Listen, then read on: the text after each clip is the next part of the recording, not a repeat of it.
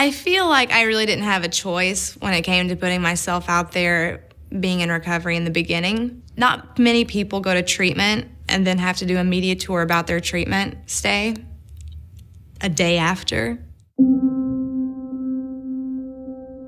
From a small town in Kentucky to a glamorous lifestyle in New York City, Miss USA 2006, Tara Conner began living out her dream come true.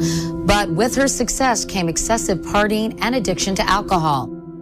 My journey to recovery basically started while I was Miss USA, and I tested positive for cocaine during my reign. When you win Miss USA, you move to New York for the year, and I don't know what a cross street is. I had never had Starbucks before. Donald Trump is my boss. I was drug tested one day, and then the next morning I was driving into the city and I turned on the radio and they're like, Miss USA fails a drug test for cocaine. Will she lose her title? Blah, blah, blah, blah. And by that night it was on SportsCenter. Of all things, it was on SportsCenter. I thoroughly expected to lose the title, and I take up that elevator ride to Trump's office, and he sits me down and he's like, what am I supposed to do with this? And I was like, well, sir, I think it would say far more about the organization and far more about your character if you gave me the opportunity to turn this around. And he was like, you're right. We go down to the press conference, and I remember walking in like just kind of covering my face, and I felt like a witch at the Salem witch trials that they were going to hang up. I've just met for a pretty long period of time with Tara, and to be honest, I expected fairly routinely that we would be terminating Tara as Miss USA.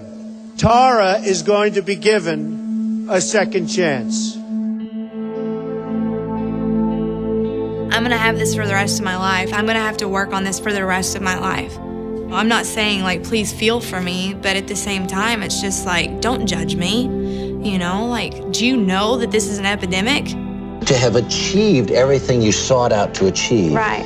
Do you know why you blew it? You know, the thing is because of these stigmas that are attached, I've had people ask me every day, do you think you tarnished the crown? Well, you know, maybe I did. But the bad thing about that is if everyone thinks of alcoholism and addiction or the disease in general as a negative thing, no one's going to want to go get help. Yeah. No one wants that stigma attached to them. I'm an alcoholic or I'm an addict. I had a therapist, she told me, she was like, I didn't think that you were going to make it. And not because I thought that you were unfixable or anything like that. She was like, but you were basically sent out to the vultures, you know, and you had to put yourself out there, and not many people could have handled that. I did a program for A&E. It was called Fame and Recovery. And they shot my story for 2 full days. They had so much footage of my story.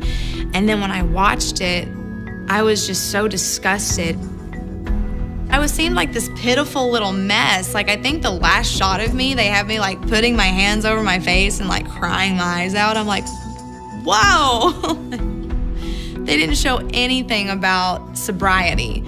I was like, I'm never talking about my story again. I felt like a walking stigma because they only focused on the stigma part. They didn't focus on like the good part, because there's so much good that comes with recovery. If there is a media outlet out there that treated it as a health issue, I didn't see it, because the only ones that I saw were like, she's a disgrace. And they still call me that, disgrace to Miss USA. 5 years later, 5 years sober later.